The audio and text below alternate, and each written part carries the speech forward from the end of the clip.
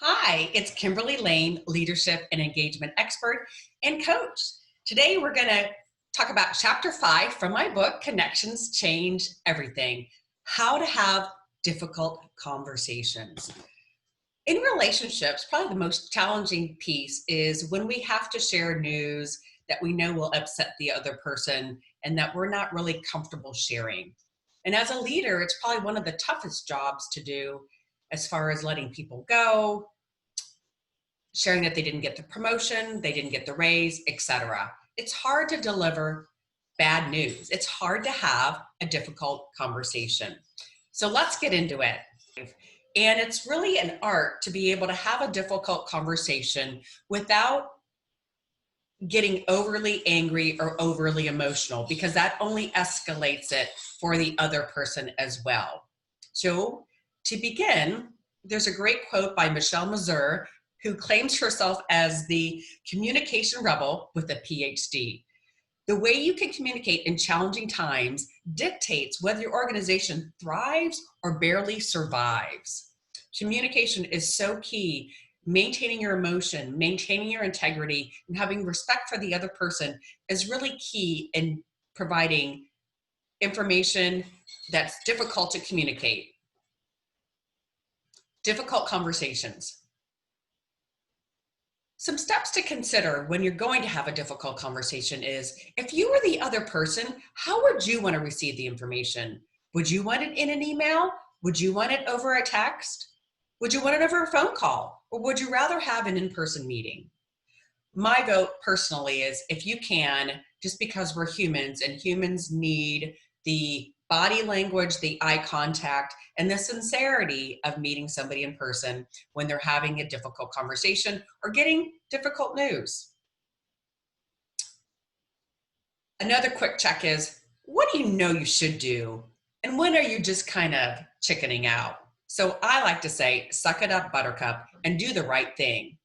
Pick up the phone or meet that person in person, as opposed to doing it over text or email. It's not easy. No one looks forward to it, but if you can try to conduct it with a high integrity and leave the other person's pride intact, you'll be able to walk away from the experience not feeling guilty and horrible necessarily, and really trying and knowing that you did the best you can to preserve the other person and you treated them with pride and respect. The key here is for both of you to walk away with integrity. Obviously, it's not very good news, but you're really trying to keep the humanity intact here and not create overly judgmental opinions here that hurt the other person. So the 4 do's for difficult conversations from my book. Step 1, if you can, create a neutral environment, and also obviously not in a public setting where there's a lot of people around to witness anything should someone start crying, start yelling, getting upset. So you really want to be neutral as far as where you select. Have a conference room. Don't do it in the cafeteria. If you can avoid a power play as far as calling them into your office, that's probably best. You don't necessarily want to do it on their turf either, because that might have some bad memories. So I would just try to do it in some kind of neutral scenario, like a conference room or a park, just not where there's a bunch of people around. Number 2, breathe. One of the most difficult things is when we get stressed and we get anxious, what do? We hold our breath. And that only escalates the emotion, escalates the drama. So if you can take a deep breath and center yourself before you share the news, and most likely the other person will mirror what you just did, it helps to kind of take some of the anxiety and the emotion flowing out of the air to make it hopefully a more pleasant conversation. Number 3, acknowledge the person. Sarah, I really appreciate you coming today. We honor you and respect you as a professional here. You've done some great work with this organization. Or, I've really enjoyed the time we've spent together, Charlie. Da da da da da da. Acknowledge the person. Thank you for coming today. Have a seat.